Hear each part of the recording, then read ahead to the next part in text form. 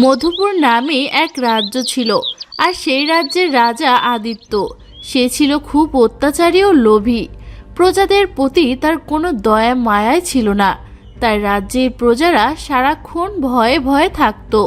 রাজা আদিত্য সব সময় প্রজাদের থেকে অতিরিক্ত কর আদায় করত। একবার মধুপুর রাজ্যে ভয়ঙ্কর ঘূর্ণিঝড় হয়, আর তাতেই প্রজাদের সব ফসল নষ্ট হয়ে যায়।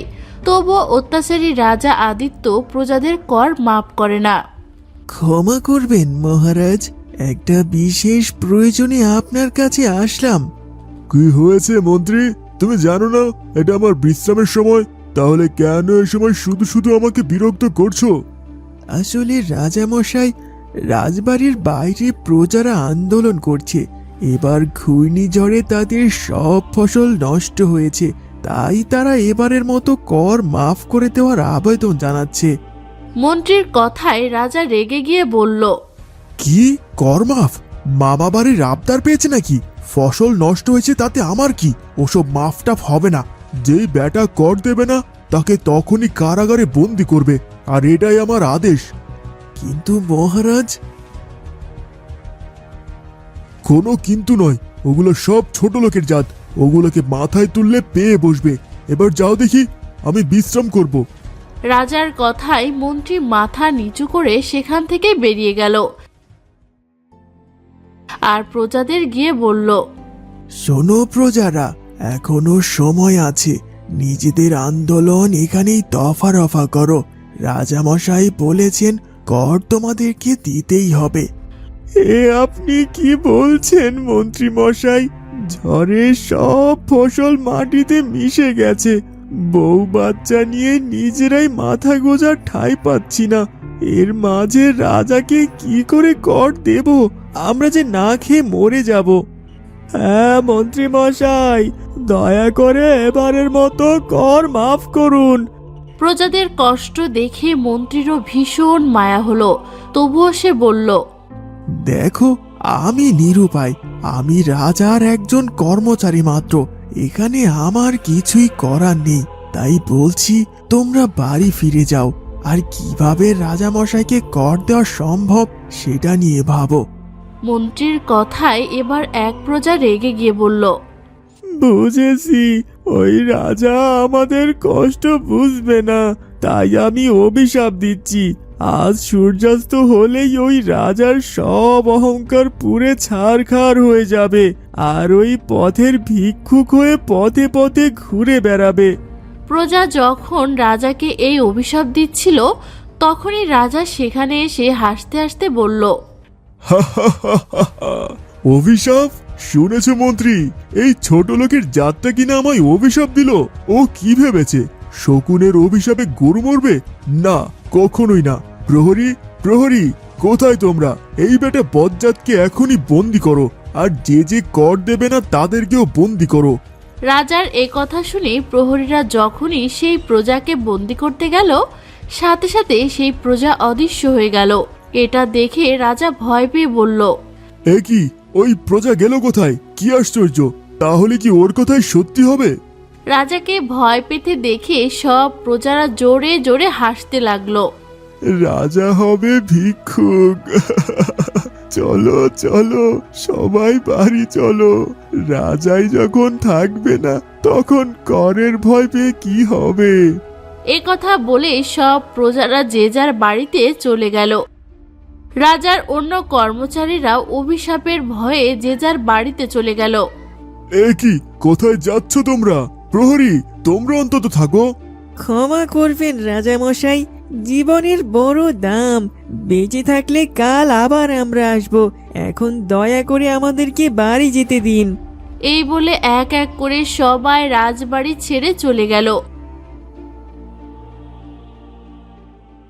তখন রাজা রানীকে বলল, দেখলে তো রানী, বিপদে পড়লে কেউই আপন না। কিন্তু ওরা কি ভেবেছে, কে না কি বলেছে, তাতেই আমি ভিক্ষুক হয়ে যাব? কাল সকাল হোক, সব কটাকে চাকরি ছাড়া করব। থামুন রাজামশাই, এবার অন্তত থামুন। আপনার অহংকার আর লোভ আপনাকে কোথায় নামিয়েছে একবার দেখুন আপনি। মাঝে মাঝে মনে হয় যদি আমিও আপনাকে ছেড়ে চলে যেতে পারতাম। কি বললে রানী? তুমি আমাকে এত বড় কথা বলতে পারলে? বুঝেছি, তুমিও ভয় পাচ্ছ। বেশ, তোমাকেও থাকতে হবে না রাজবাড়িতে। চাইলে তুমিও এক্ষুনি এখান থেকে চলে যেতে পারো। না রাজামশাই, আমি যে চাইলেও আপনাকে ছেড়ে যেতে পারি না, কিন্তু আমার একটাই চাওয়া, দয়া করে নিজেকে আপনি শুধরে নিন, নইলে বিধাতা যে আপনাকে মাফ করবে না। বলো বলো, সুযোগ যখন পেয়েছো তুমিও বলো, তবে ভুলে যেও না, সময় আমারও আসবে। আমি চললাম ঘুমাতে। এই বলে রাজা নিজের কক্ষে চলে গেল। আর এভাবেই দিন কেটে সন্ধ্যা হলো। আর তখনই ঘটলো এক অদ্ভুত ঘটনা। ঘুমন্ত রাজার ঘুম ভেঙে সে দেখলো রাজবাড়ির চারিদিকে শুধু আগুন আর আগুন। এ কি, এত আগুন কোথা থেকে এলো? প্রহরী, প্রহরী, কোথায় তোমরা? নেভাও, এ আগুন নেভাও। এই বলে রাজা চিৎকার করতে লাগলো। আর তখন রাজার মনে পড়ল রাজবাড়িতে সে আর রানী ছাড়া আর কেউই নেই। বুঝেছি বুঝেছি, এ তাহলে ওই অভিশাপের কারণেই হচ্ছে। কিন্তু রানী, সে কোথায়? রানী, রানী, কোথায় তুমি? এই বলে আগুনের মধ্যে রাজা কোনো মতে অন্য কক্ষে যায়। আর সেখানে গিয়ে দেখে রানীর সারা শরীরে আগুন ধরে গেছে। এই দেখে ভয়ে রাজা চিৎকার করে ওঠে। রানী, এ কি হলো তোমার? হায় বিধাতা, আমার পাপের শাস্তি তুমি রানীকে দিও না। কাঁদবেন না মহারাজ, আমি যে আপনার জীবন সঙ্গিনী, আপনার পাপের শাস্তি যে আমাকে পেতেই হবে। তবে আমি চললাম মহারাজ, আমার যে সময় শেষ হতে চলেছে। তবে একটা কথা পারলে এবার নিজেকে শুধরে নিয়েন মহারাজ, নইলে যে এই আগুন আপনাকেও ছারখার করে দেবে। এভাবেই রানী সেখানে আগুনে পুড়ে মারা গেল। আর সাথে সাথে চারপাশের আগুন নিভে গেল।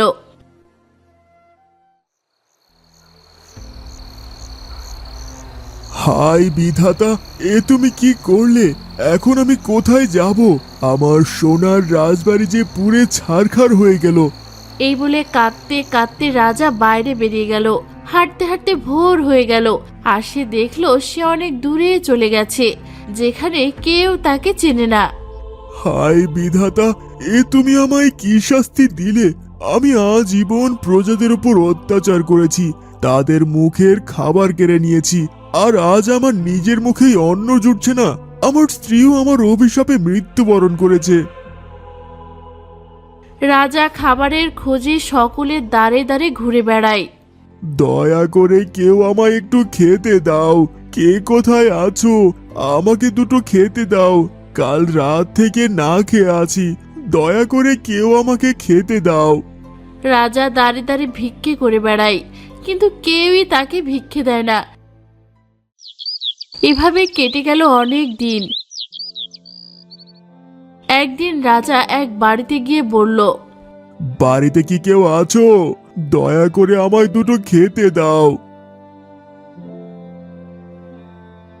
কে গো বাছা, এই গ্রামে তোমাকে তো আগে দেখিনি। আমায় তুমি চিনবে না বুড়িমা, আমি বড় অভাগা, দূর দেশ থেকে এসেছি। আহারে, দাঁড়াও, আমি এক্ষুনি ভেতর থেকে তোমার জন্য খাবার আনছি। আসলে আমি নিজেই বড় কষ্ট করে দুটো খাবার জোগাই, আপন বলতে আমার কেউই নেই। এই বলে বুড়ি ভেতর থেকে দুটো বাতাসা এনে রাজার হাতে ধরিয়ে দিয়ে বলল,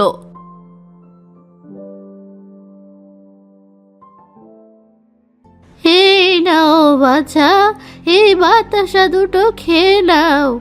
বাতাসা দুটো দেখে রাজা করুণ ভাবে তাকায় আর মনে মনে ভাবে, আহারে, একসময় কত খাবার সাজানো থাকতো আমার খাবার কক্ষে, অথচ আজ এই দুটো শুকনো বাতাসা খেয়ে আমাকে দিন কাটাতে হবে। সবই আমার পাপের ফল। এই বলে বাতাসা দুটো নিয়ে রাজা একটা গাছের নিচে গিয়ে বসে। আর তখনই সেখানে আরেক ভিক্ষুক এসে রাজাকে বলে, কিছু খেতে দাও বাবা, দয়া করে কিছু খেতে দাও। কাল রাত থেকে না খেয়ে আছি, আমায় কিছু খাওয়ালে বিধাতা তোমার ভালো করবে। ভিক্ষুক দেখে এই প্রথম রাজার ভীষণ মায়া হলো। বাতাসা দুটো ভিক্ষুকের দিকে এগিয়ে দিয়ে বলল, এই নাও বাবা, আমার কাছে এটুকুই আছে, তুমি এটা খেয়েই নিজের পেট ভরো। রাজা যখন ভিক্ষুকের দিকে বাতাসা দুটো এগিয়ে দিল তখন একটা ভীমরুল এসে ভিক্ষুককে কামড়ে গেল। আর সেটা দেখে রাজা ভীমরুলকে মেরে ফেললো। এটা দেখে ভিক্ষুক বলল, সত্যি রাজা, তোমার এই পরিবর্তন দেখে আমি অবাক। যেই রাজা প্রজাদের মুখ থেকে খাবার কেড়ে নিত সেই এখন নিজের খাবার অন্যের মুখে তুলে দিচ্ছে। একদিন তুমিও এই ভীমরুলের মতো প্রজাদের রক্ত চুষে খেতে, কিন্তু আজ তুমি এই ভীমরুলটাকে মেরে আমাকে বাঁচালে। এই বলে ভিক্ষুকটা মরা ভীমরুল রাজার হাতে তুলে দিয়ে বলল, এই নাও, এই ভীমরুলটা মাটিতে পুঁতে রাখো, এতেই তোমার মঙ্গল হবে। তবে মনে রেখো, আর কখনো অহংকার করো না। এরপর ভিক্ষুক অদৃশ্য হয়ে গেল। আর রাজা মরা ভীমরুলটা হাতে নিয়ে বলল, জানি না বিধাতা আমার কপালে কি লিখে রেখেছে, তবে যদি সত্যি এ থেকে আমার উপকার হয় তবে সেই পুরস্কার আমি একা ভোগ করব না, কোনো অসহায়ের সাথেই ভাগ করে নেব। এভাবেই রাজা মরা ভীমরুলটা নিয়ে সেই বুড়িমার উঠোনে পুঁতে রাখে। আর সে ভিক্ষুকটিকে যে বাতাসা খাইয়েছিল সেই কথা বুড়িমাকে বলল। ধন্যবাদ বুড়িমা, তুমি আমাকে খাবার খাইয়েছ, কিন্তু আমার যে কোথাও যাওয়ার জায়গা নেই, তোমারও তো কেউ নেই। দয়া করে আমাকে কি তোমার সাথে থাকতে দেবে? আমি তোমাকে চাষাবাদে সাহায্য করব, তার বিনিময়ে তুমি না হয় আমাকে দুবেলা দুমুঠো খেতে দিও। কেন দেব না বাবা, ভেতরে এসো। এই বলে বুড়িমাও ছেলের মতো আদর করে রাজাকে বাড়িতে থাকতে দিল। পরদিন সকালেই রাজা উঠোনে এসে দেখলো যেখানে সে একটা মরা ভীমরুল পুঁতে রেখেছিল সেখানে একটা গাছ হয়েছে, আর তাতে দুটো সোনার ভীমরুল ধরেছে। সেটা দেখে আনন্দে সে বুড়িমাকে বলল, দেখবে বুড়িমা, এবার তোমার আর কোনো অভাব থাকবে না। এতদিন আমি সবার উপর অত্যাচার করেছি, কিন্তু আর না। এখন থেকে এই সোনার ভীমরুল বিক্রি করে আমি যে টাকা পাবো তা আমি গরিব দুঃখীদের মধ্যে বিলিয়ে দেব। এরপর থেকে রাজার কথা মতো সোনার ভীমরুল চাষ করে সেই টাকা দিয়ে সবাইকে সাহায্য করতে লাগলো বুড়িমা। আর এভাবেই গ্রামের সবাইকে নিয়ে রাজা আবারও সুখে শান্তিতে নতুন জীবন কাটাতে লাগলো।